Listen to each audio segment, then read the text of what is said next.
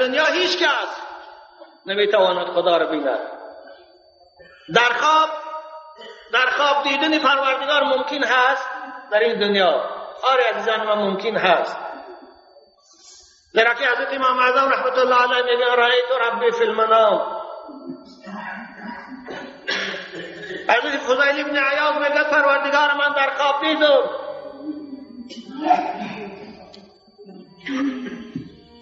حضرت حسن بصری میگه رأیت ربی فی المنام فقلت له یا ربی اغفر ذنوبی. خدایا گناهی من گذار. فقال لي ربي يا عبدي إن أحسنت فيما بقي غفرت لك ما مضى وإن أسأت فيما بقي أخذتك بما مضى وبما بقي. حضرت حسن بصری میگن پروردگار در خواب دیدم گفتم خدایا گناهی من گذار. پروردگار گفت ای بندی من اگر از این روز تا لحظه های آخر حیاتت خود اصلاح کنی از گناه پرهیز کنی من امروز گناه کم میگذارم گناه های پیش از این کم میگذارم. اما بعد از امروز بعد از توبه کردن باز گناه کنی باز نافرمانی کنی گناه های پیشین ندم عذابت میکنم و بعد از این تا وقتی مربوطم برای گناه مؤاخذه میکنم. این از این عبارات معلوم میشه دیدن پروردگار در این دنیا برای دوستاش برای کسانی که خدا این لیاقت به اونها داد مانند اولیاء الله مانند حضرت امام احمد حنبل که اکثر وقت پروردگار در خواب میدیدن. این ممکن است. اما آن چیزی که موضوع بحث ماست این دیدن پروردگار در بیداری است.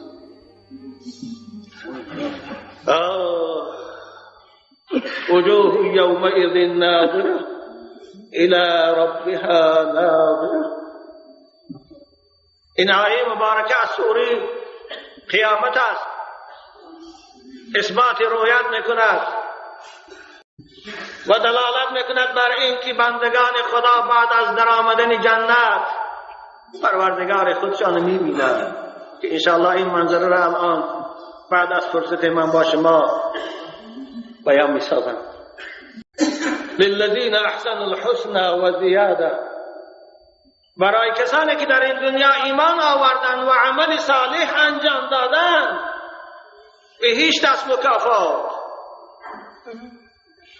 و از همه بالاتر و زیباتر تماشای جمال پروردگار است.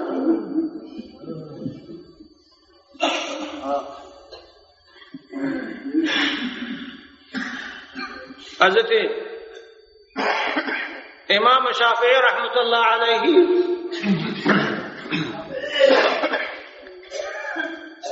نشسته بودند.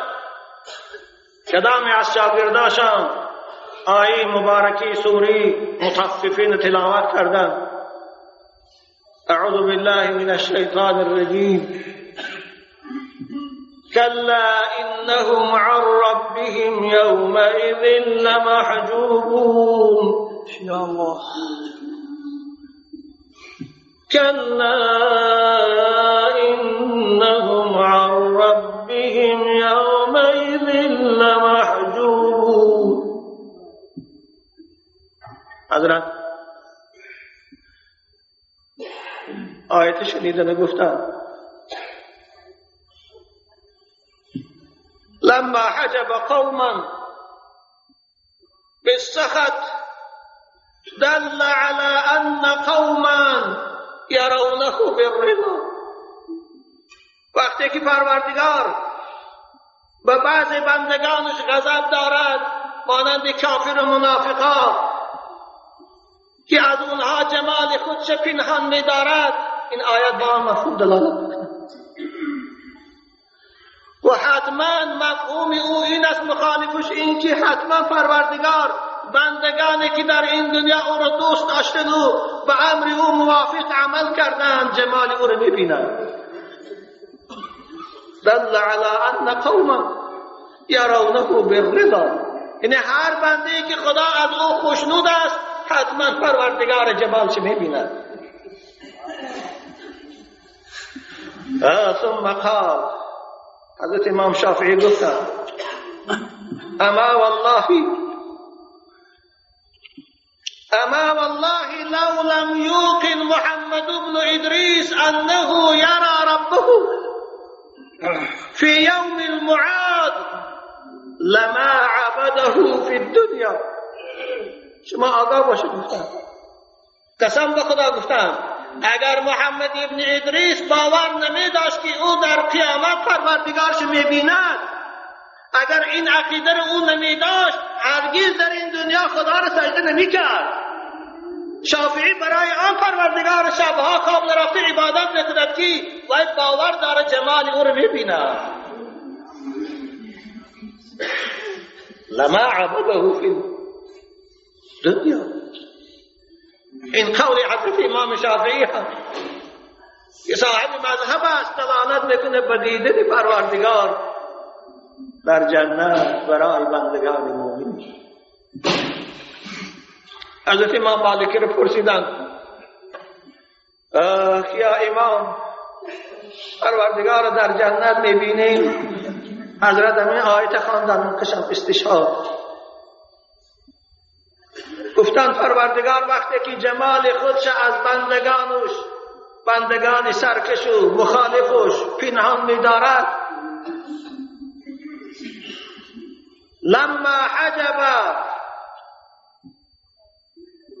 وقتی که پروردگار جمال خودش از تماشای کافر و منافقها پنهان می‌دارد، دل على انه تجلى لاولیائه حتی یروه.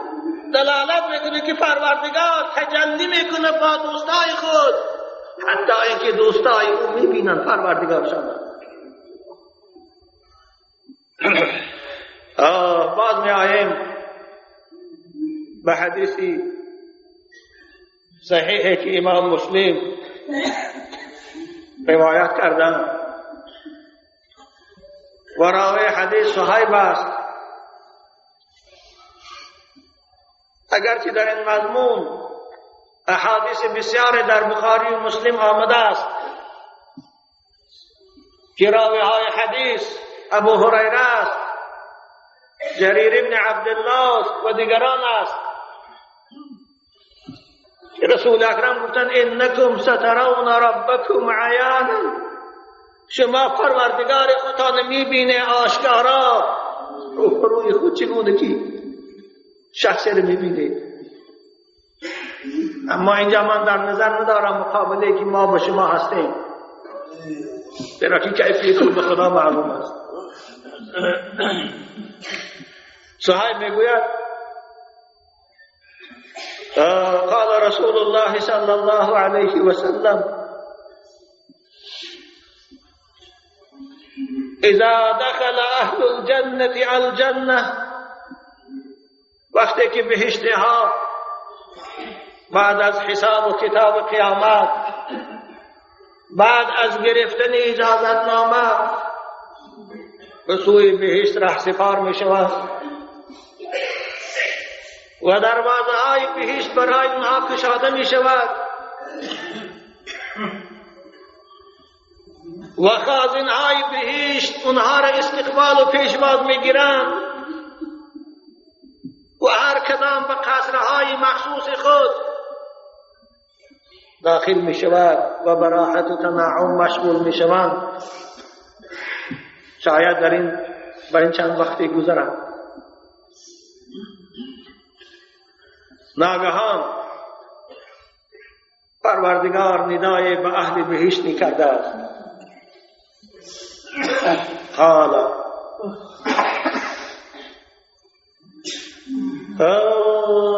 قال الله تعالى لأهل الجنة أتريدون شيئا أزيدكم. پروردگار میگه ای بندگان من، شما در راحت مشغوله، آیا میخواهید از این زائدتر برای شما من نعمت عطا فرمایم؟ از این زائدتر راحت باز میخواهید؟